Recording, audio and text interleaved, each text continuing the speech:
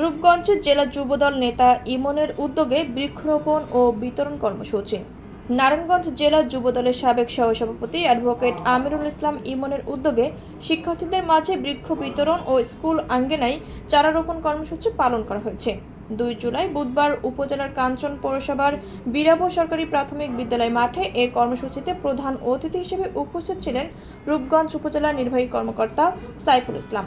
এতে সভাপতিত্ব করেন রূপগঞ্জ উপজেলা সহকারী কমিশনার তারিকুল আলম। এ সময় স্থানীয় গণ্যমান্যরা উপস্থিত ছিলেন। এ সময় বক্তারা বলেন, নারায়ণগঞ্জ জেলা প্রশাসক যেমন নারায়ণগঞ্জকে সবুজায়ন ও পরিচ্ছন্ন কর্মসূচি বাস্তবায়ন করেছেন, পাশাপাশি বিএনপির ভারপ্রাপ্ত চেয়ারম্যান তারেক রহমানের নির্দেশে সারা দেশেই নেতাকর্মীরা গাছ লাগানোর কাজ শুরু করেছেন। রূপগঞ্জেও এ কর্মসূচি অব্যাহত রয়েছে। পরে শিক্ষক, শিক্ষিকা, ছাত্রছাত্রী সহ এলাকাবাসীর মধ্যে ফলদ, ঔষধি ও বনজ গাছের চারা বিতরণ করা হয়। বাড়াবো না, শুধু এখান থেকে উপজেলায় যেত অনেক পাশে বেড়া দিয়েছি, ওই যে প্লাস্টিকের জন্য আমি লোক রেখেছি।